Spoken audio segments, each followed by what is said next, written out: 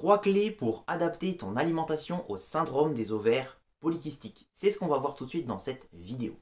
Avant de démarrer la vidéo, je vais me présenter rapidement. Je suis Quentin, coach naturopathe spécialisé dans l'accompagnement des femmes qui souffrent de SOPK.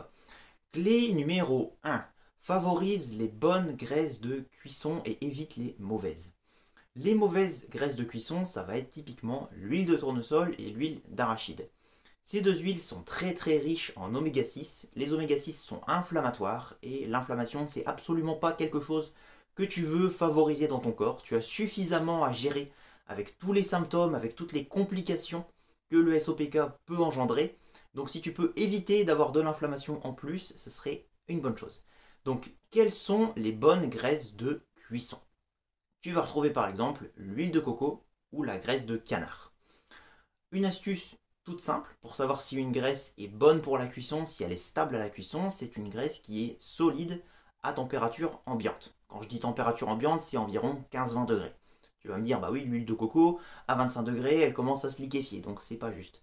Mais une graisse qui est stable, qui est solide, pardon, à 15-20 degrés, sera stable à la cuisson. Donc on va retrouver l'huile de coco, la graisse de canard, le ghee, le saindoux, par exemple. Clé numéro 2. Là, on va cibler la cause racine numéro 1 du syndrome des ovaires polykystiques. Selon moi, c'est un excès de glucides dans ton alimentation. Si tu veux en savoir plus, je te mets une vidéo en lien juste au-dessus. Donc, ce que je te conseille, c'est de réduire très fortement ta consommation de glucides. J'ai pas dit sucre, j'ai bien parlé de glucides. Et je te conseille de démarrer par les féculents. C'est pour moi vraiment le point de départ quand on veut réduire sa consommation de glucides, réduire sa consommation de féculents. Donc qu'est-ce que j'appelle féculents? Ça va être tout ce qui est pain, pâtes, riz, céréales, dérivés de céréales, donc tout ce qui va être farine. Tu vas retrouver les gâteaux aussi. Enfin voilà, toute cette famille-là d'aliments, il faut absolument la réduire au maximum parce que c'est une bombe à glucides, c'est une bombe à sucre. Avoir autant de glucides dans ton alimentation, c'est absolument pas bon. Encore une fois, je te précise, si tu veux plus de détails, tu peux aller voir la vidéo qui s'est affichée juste avant. Avant de passer à la troisième clé qui est selon moi la plus importante et qui va être la plus déterminante quand tu vas commencer à changer d'alimentation, si tu souhaites qu'on échange ensemble, si tu souhaites partager ton parcours, parler de tes symptômes, que je t'explique quelles sont les causes de tes symptômes, comment la naturopathie et le coaching peuvent t'aider si tu souhaites être aidé par ce biais, eh bien je t'offre une séance de 45 minutes. Pour réserver ta séance, c'est très simple, tu as juste à cliquer sur le lien qui se trouve en description juste en dessous.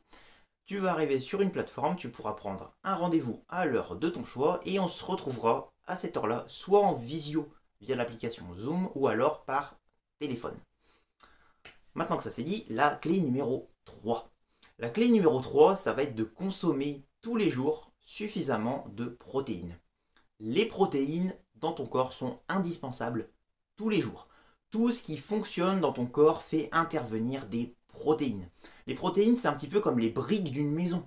Si une maison n'a pas assez de briques, si tu enlèves des briques à une maison, elle s'effondre. Eh bien ton corps, c'est exactement la même chose et c'est pour ça que tu vas avoir besoin de protéines au quotidien. Les protéines ont aussi beaucoup d'effets bénéfiques pour le corps, mais ça, ce sera le sujet d'une autre vidéo.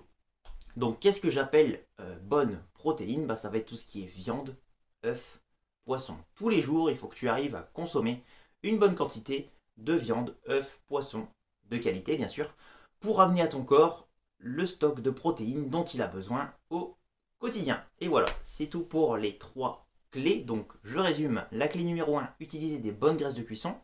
Numéro 2, réduire drastiquement ta quantité de glucides. Et la numéro 3, consommer tous les jours une bonne quantité de protéines de qualité, viande, œufs, poisson. En attendant qu'on se retrouve dans une prochaine vidéo, prends soin de toi et à très vite.